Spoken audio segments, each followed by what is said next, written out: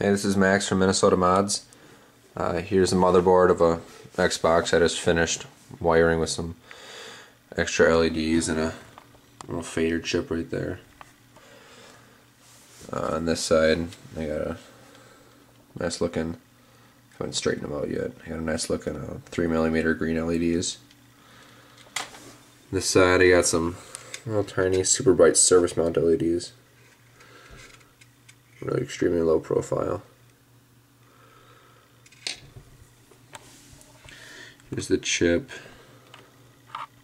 It's a Pulse VU. That's what it's called. It's a custom chip. All those ports. I also have right here, a Talus Moon Whisper fan. Inside there I got, little 3mm green LEDs.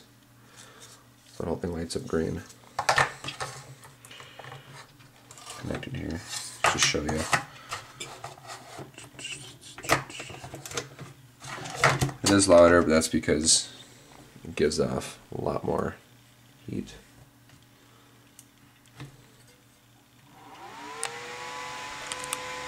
There's that. These are connected to audio right now, so it's not showing really anything, so there's no audio playing. So we'll go over there.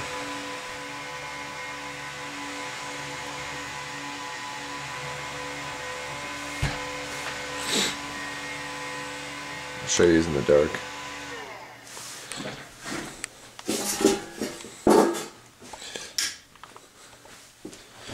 Turn off my computer. So, in a completely black room, so this is how bright these get.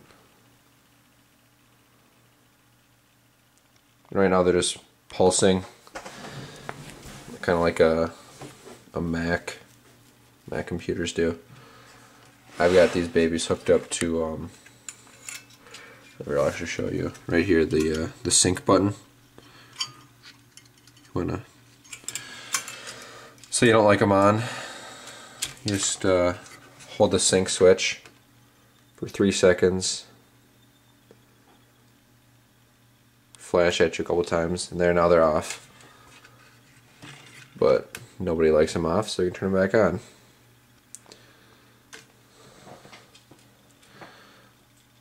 They'll just, pulse and fade. When you turn them on, they start flashing with sound. I'll show you that. I also forgot to add, on this particular one, you can see right here on the back, here's all the wiring. There's most of the power, and here's the unswitched.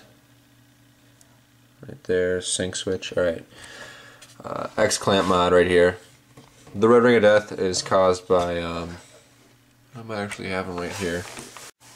Alright, I only found one, but usually what the Xbox has is 2 crappy X clamps, right here, right here.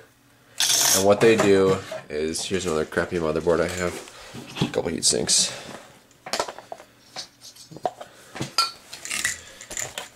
Now here's your Xbox, right?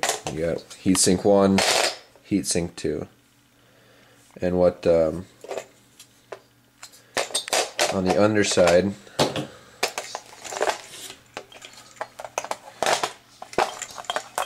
the little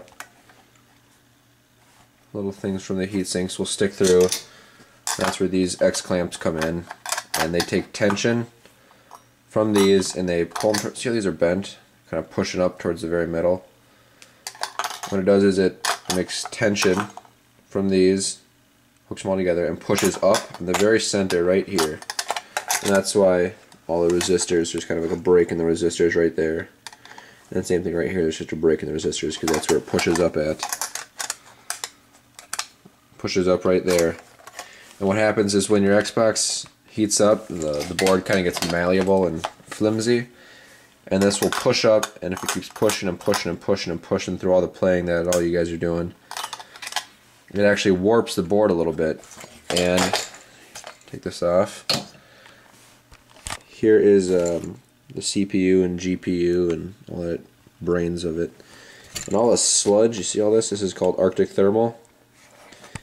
and that actually, this is what holds the heat sink. This is what holds the heat sink and the components together.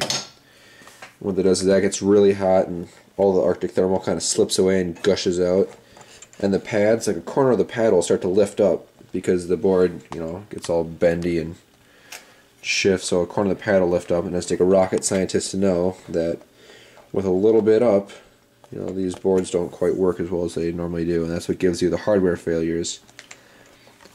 Red ring of death. And the way to solve that is to buy some cleaner, clean this crap off with. On the other side, you can just throw these away, these are completely useless. Replace it with some screws, some nylon washers, and then some steel washers. You can do that for both sides. And this prevents the red ring of death, cures the red ring of death. No more red ring of death for whoever's going to buy this Xbox. It's not going to be there.